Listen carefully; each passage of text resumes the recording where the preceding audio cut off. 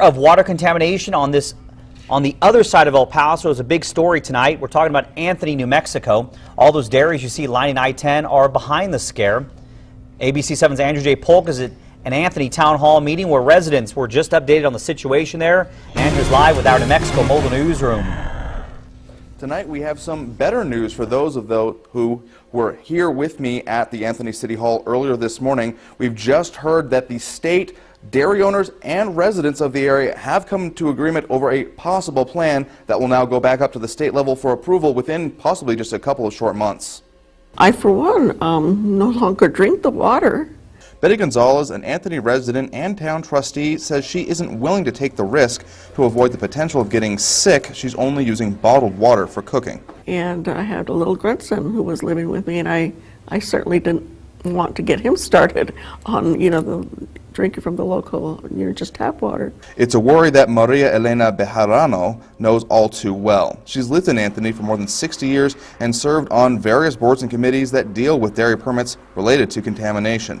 She says efforts taken by farmers to stop contamination from cow waste isn't doing enough. The contaminated plume is traveling. It's going to get to two big systems that are available to this community. Residents have noticed wells like these popping up all over the place in between the dairies and the community itself. We're out here right next to New Mexico 460, where the stores and homes are just a stone's throw away from the dairy and the lagoons carrying wastewater themselves.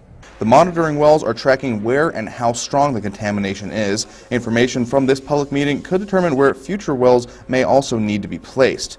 An official appointed by the state is taking all the information to the Secretary of the state's Environmental Department. We are a newly incorporated city, and without a good water source, it's going to be hard for us to attract any kind of business, and certainly our economy can't grow without having a good source of good water. Again, we could know within just a couple of months if the state will sign off this plan agreed upon here today and actually start getting moving on it. Now, there will be another part of the hearing for more public comment at 8:30 tomorrow morning if you weren't able to make it tonight.